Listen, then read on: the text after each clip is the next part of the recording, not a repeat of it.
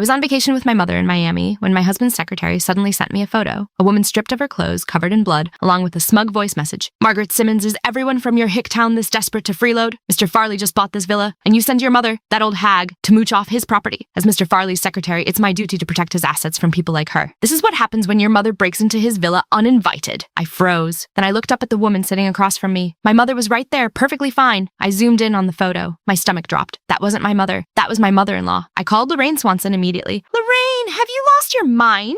That's Elmer Farley's mother. Lorraine couldn't have sounded less concerned. Mr. Farley already told me, your mother is your mother, and his mother is his mother. He's never considered your mom family. She hung up before I could say another word. I didn't waste a second. I booked the earliest flight out and rushed toward the airport, dialing Elmer Farley's number on the way. Elmer, your mom is at the new villa. Lorraine beat her. You need to get over there right now. Enough. I know what you're going to say. Elmer cut me off, his voice flat and cold. Frankly, I think Lorraine taught her a lesson she needed. I couldn't believe what I was hearing. What did you just say? He let out a sigh, as if I were the unreasonable one. Margaret, we may be married, but your mother needs to learn some basic boundaries. She can't just use the fact that you're my wife to squeeze every benefit she can out of me. My pulse hammered. You've got it wrong. She's your— I said enough. His patience snapped. So what if she's my mother-in-law? I'm under no obligation to tolerate her greed. Today she waltzes into my villa to sleep for free. Tomorrow she'll show up at my office demanding cash. Lorraine did her a favor. Maybe now she'll think twice. Consider it a wake-up call. Every word landed like a blade of ice against my chest. My mother was a countrywoman, yes, but she was the most generous, selfless person I'd ever known. She had never taken a single thing from anyone, least of all from Elmer. Everything she'd ever done for him was pure giving, never asking. When Elmer was scraping together funds to launch his startup, my mother handed over her entire life savings without a moment's hesitation. When she learned about his chronic stomach problems, she made nourishing soups and herbal remedies no matter how busy she was, shipping them hundreds of miles to the city. And this was the woman Elmer called greedy, a woman who had treated him like her own son, reduced in his mouth to a shameless freeloader who deserved to be beaten. Something inside me went cold. When I spoke again, my voice was quieter, stripped of urgency. Elmer, she's hurt badly, I'm telling you. Send someone to get her to a hospital. After all, she raised you. That wasn't easy, he exploded. What is wrong with you, Margaret? When has your mother ever raised me? No wonder Lorraine couldn't help herself. With a daughter like you, your mother had it coming. My own mother is about to fly back from overseas. I'm planning a surprise homecoming dinner for her. I don't have time for your nonsense. The line went dead. On the way to the airport, I saw that Elmer had posted on social media. Just one line. Mom's coming home. I can finally be the son she deserves. I tapped the like button in silence. A quiet curiosity stirred in my chest. When he found out it was his own mother Lorraine had beaten half to death, what would this devoted son do then? By evening, I arrived at Elmer's hilltop villa. The villa's courtyard was overflowing with flowers and balloons, and a grand golden arch stood at the center, emblazoned with bold lettering. Welcome home, dear mother. Beneath the arch, every friend and relative of the Farley family had gathered. When they saw me arrive, a strange, complicated expression crossed each of their faces. I stepped into the courtyard and froze. There, in the corner, lay a body draped in a white sheet. Every muscle in my body locked up.